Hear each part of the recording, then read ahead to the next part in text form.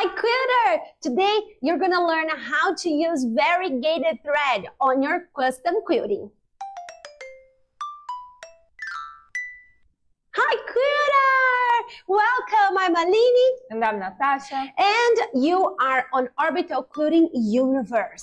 Today we are talking about variegated thread. If you know us, and if you don't, please leave in the comments. But if you know, you are subscribed and you know that we talk all things about quilting, free motion quilting, and custom quilting. And variegated thread is a is a controversial topic because some people hate it, some people love it, some people buy variegated thread by the boat but don't know how to use them. So today you'll grab some really useful tips to use those variegated thread if you want and have an amazing, awesome, delightful result in the end. Of course, we are grabbing a quilt that we've just finished to show you an actual real life veridic truth based on facts variegated thread class. So let's get started. Let's start by showing you what the hell is a variegated thread. If you don't know, it's a thread that has multiple colors or different tones of the same color in the same cone.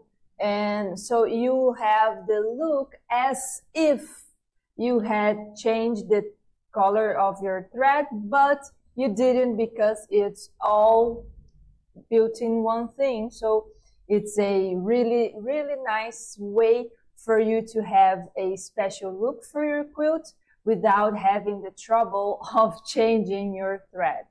Okay, so we are studying the Missouri tutorial quilt. This is the Pinwheel Illusion. If I don't, Natasha's mom did this quilt. That's why I don't know the name of the tutorial. But we will link it. Yeah. We will refer to it if you want to do this pattern. You just have to go to the Amazing Missouri Star channel. So she did this quilt and we are quilting it. Of course, when we saw this quilt, we were super happy because it's super different from our style, which is more solids and solids. And more solids. Yeah. And solids on the back too, please. And solids for breakfast and lunch and, you know, dinner. Yes. Yeah. So when we saw these lovely batiks, we remember when we used to quilt for clients, that was a rich time for us in terms of variety of quilts because we were able to quilt something that was outside our style, and that is amazing when we have orbital quilting architecture strategies. And this is a quilt that we used orbital quilting architecture strategies because it's a lot. We have, let's take a look on the quilt. Put the other, oh yeah, we have variegated threads here too. Yeah. So you can see that we have lots of colors on the quilt. We have lots of different prints. So some are batiks, some are more floral, teeny tiny floral designs. I have the quilt right behind you. So I'm looking at the quilt. Yeah. And we have several colors. We have yellows, greens, we have tea, we have teal. We have teal, we have blue. Teal is like turquoise but dark. Dark turquoise. Yeah. So we have brown, we have orange, we have lots of colors in this quilt, plus a very contrasting background, which is solid white. And that can be very confusing for some people. Oh, this is why we are making this quilt, the Orbital Quilting Club meeting, because we have so much to talk about this quilt, and we are doing some other videos on this quilt too, to talk about different aspects of the quilting, so we can really dive deep in the design options, etc. So today we are talking about variegated thread. If you want to ask for a suggestion or ask something about the quilting on this quilt, please leave in the comments. So when someone sees this quilt, they can be very scary to pick a thread, to pick one color, or they can be very tempted to change colors throughout the whole quilt because this quilt is so rich in terms of variety of prints and colors.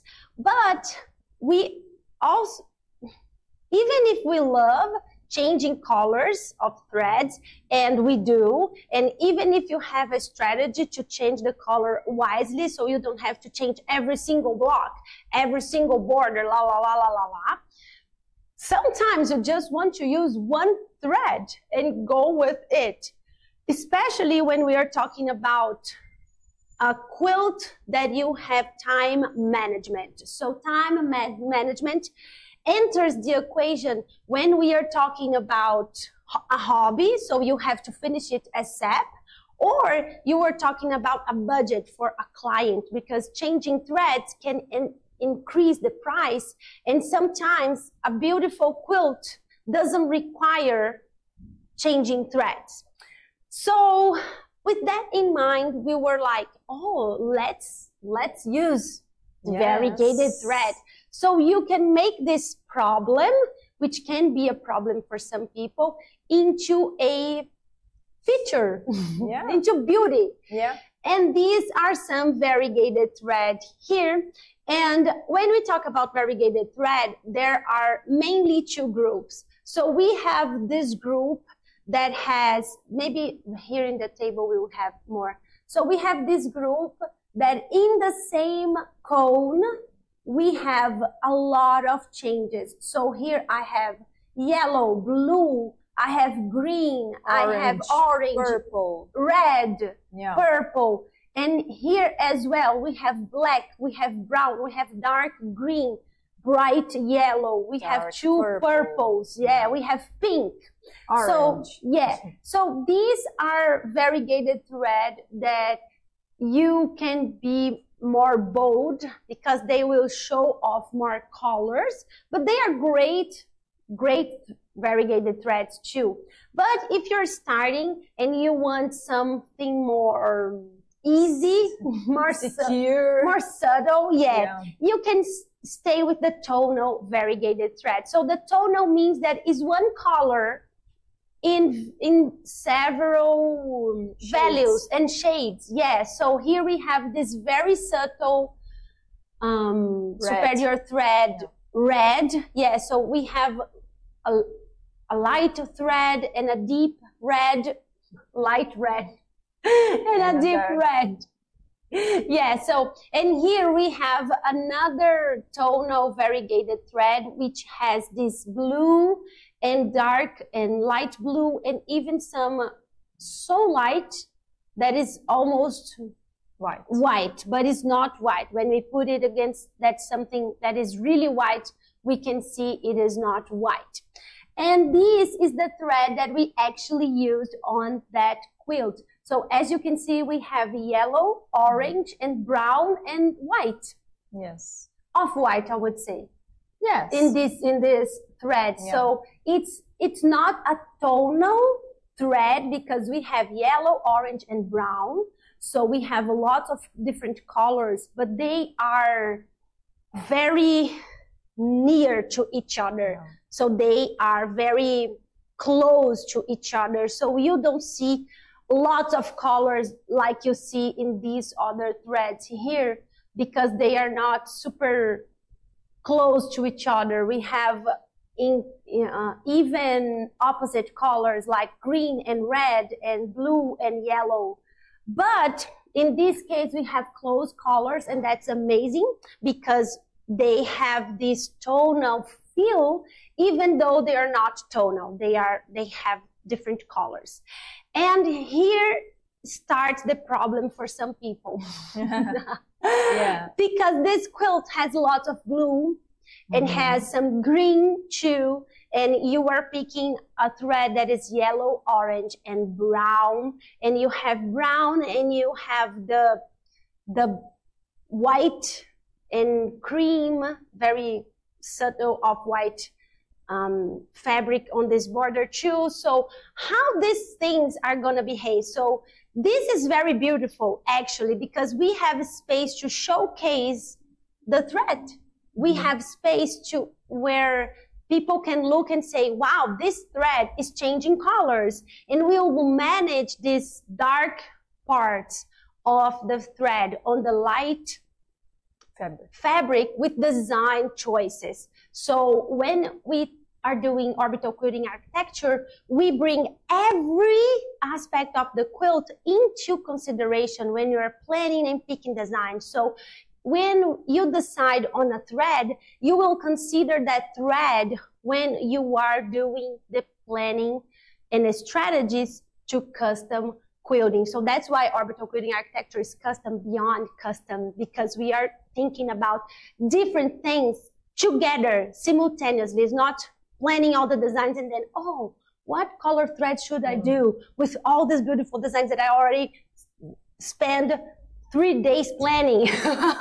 No, we are building things together and as we go, and that makes everything so much easier. So let's take a close look on what we ended up doing. Here you can see that we have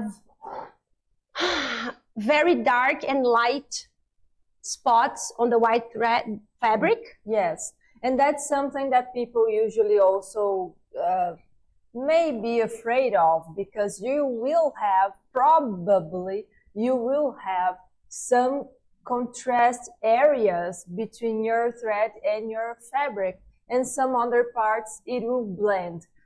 So the thing is, you need to think about the whole thing. Look at this. Of course, it's a distant picture, but even when you look closer to it, you don't see that particular fleur-de-lis design that is like, oh, I'm here, I'm shining, I am amazing, look at me. Yeah.